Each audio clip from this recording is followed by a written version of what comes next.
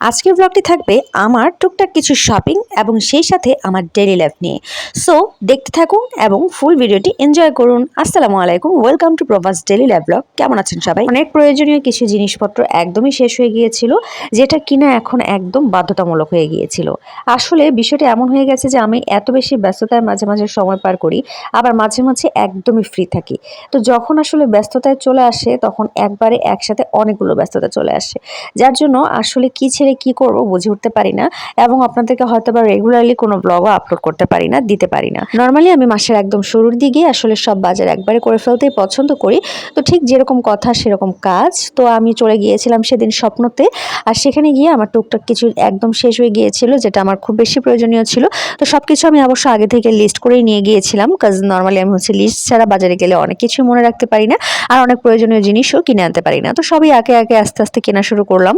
আর আমি এই মেয়োনেজগুলো খুবই পছন্দ করি, ওখান থেকে যে কোনো একটা আমি সবসময় নিতে খুব বেশি পছন্দ করি, পাল্টাপাল্টি করে নেই। যাই হোক, তো এখানে দেখলাম যে নারকেল তেলের ভিতরেও অনেক অফার চলছিল, বাট যদিও বাসায় আমার নারকেল তেল আছে, তো এই জন্য আর আমি নিলাম না। আর এছাড়া কাপড় কাচার আইটেম যত সব আছে, এছাড়াও যত প্রয়োজনীয় জিনিসপত্র আছে প্রায় সবই কিন্তু আমি নিয়ে নিয়েছি। আমি নর্মালি স্বপ্ন থেকে বাজার করতে একটু বেশি কমফোর্ট ফিল করি, তার কারণ এখানে অনেক অফার থাকে, আর স্পেশালি যদি একটু ছুটির দিন যাওয়া যায় তাহলে তার কোনো কথাই নেই। তো যাই হোক, যেহেতু একই ছাদের নিচে এখানে সব কিছুই পাওয়া যায়, সো আই প্রেফার স্বপ্ন। আমার স্বপ্ন খুবই ভালো লাগে। এনিওয়েজ, এটা আমি কোনো রেকমেন্ড বা কোনো ধরনের রেফারেন্সে বলছি না, এটা আমার ব্যক্তিগতভাবে পছন্দ, সেটাই বললাম, আপনাদের সাথে শেয়ার করলাম। যাই হোক, এদিকে কিন্তু আমার মোটামুটি বাজার করা একদমই শেষ পর্যায়ে। এখন আমি পেমেন্টের জন্য দাঁড়িয়েছি, আর ওদিন এত বেশি রাশ ছিল স্বপ্নতে, কি বলবো। তো আমরা এই জন্য এই লাইনে দাঁড়িয়েছিলাম, এবং লাইনটাও বিশাল বড় ছিল। তো যাই হোক, লাইনে দাঁড়িয়ে দাঁড়িয়েও আমি আবার একটু একটু ঘুরে ঘুরে দেখছিলাম যে আরো কিছু প্রয়োজনীয় জিনিস আছে কিনা।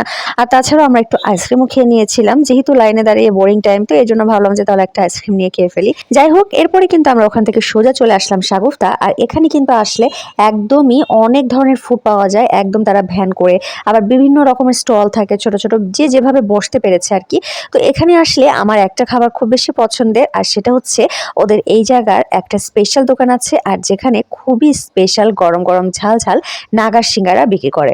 মাত্র 10 টাকা 20 টাকায় কিন্তু অনেকগুলো সিঙ্গারা দেয়, এবং এত বেশি মজা থাকে। আর স্পেশালি ওদের এই সসটা তো অসাধারণ, এটা এত বেশি ঝাঝালো এবং এত বেশি মজাদার, যার কারণে এই সস দিয়েই কিন্তু আপনি অনেকগুলো সিঙ্গারা খেতে পারবেন। আর এই সেই দোকানটা। তো যাই হোক, আমি এখান থেকে আসলে একটু সিঙ্গারা খেয়ে নিলাম। ওদের আমি আসলে বেশি কিছু খাইনি, তারও একটা কারণ আছে, সামনেই জানতে পারবেন। যাই হোক, আমি যেটা করলাম যে এখান থেকে নাগারের সিঙ্গারা খেয়ে এরপরে আমরা একটু জুস খেয়ে চলে গেলাম বাসার দিকে। তো আমি আসলে বেশি কিছু খাইনি, আমি একটু জুসের ভিতরে নিয়েছিলাম তরমুজের জুসটা, কারণ আমার অনেক গরম লাগছিল, আর আপনাদের ভাইয়া নিয়েছিল একটা লেমন মিন্ট। তো কিছুক্ষণ বসতে বসতে এরপরে কিন্তু চলে আসলো একে একে দুইটা জুসই, আর আমরা খেয়ে এরপরে চলে গিয়েছিলাম বাসায়। আর বাসায় যাওয়ার পথে আম্মু ফোন দিয়েছিল, আর আমাকে শুরুতেই বলে দিয়েছিল যে আজকে কিছুই রান্না করো না। তো তারপরে যেটা হয় যে বাসায় যেতে না যেতেই আম্মু আমাদেরকে খাবার পাঠিয়ে দেয়, আর খাবারে ছিল এত মজার মজার কিছু আইটেম। আপনাদের ভাইয়ের মিষ্টি জাতীয় খাবার অনেক বেশি পছন্দ, তো এই জন্য তার জন্য পাঠিয়েছিল মিষ্টি, আর সেই সাথে তার ভুড়ি ভাজি অনেক বেশি পছন্দ। তো অনেক মজাদার এবং অনেকটুকু ভুড়ি ভাজি পাঠিয়েছিল, তো যেটা আমি পরবর্তীতে গরম করে খাই, এবং এত বেশি টেস্টি হয়েছিল যে কি বলবো। আর সেই সাথে পাঠিয়েছিল আমার পছন্দের মোস্ট ফেভারিট বিরিয়ানি, আর আমার হাতের বিরিয়ানিটা এত মজা হয় যে কি বলবো। আর সেই সাথে বিরিয়ানি দিয়ে খাওয়ার জন্য কিন্তু কোল্ড ড্রিঙ্কস এবং সেই সাথে লেবুও পাঠিয়ে দিয়েছিল, আর সেই সাথে ফ্রুটসও দিয়ে দিয়েছিল কিছু। আমার তো সেদিন একদমই সোনায় সোহাগা, কারণ আমি এতক্ষণ পরে বাসায় এসে আমার কিছুই রান্না করতে হয়নি। আমি ওদিন অনেক বেশি হ্যাপি ছিলাম, যেদিন আমার রাঁধতে হয় না। যাই হোক, মা বাবার ভালোবাসা বুঝি এমনই হয়। আপনাদের কাছে আমার ব্লগটি কেমন লাগলো অবশ্যই জানাবেন। আল্লাহ হাফেজ।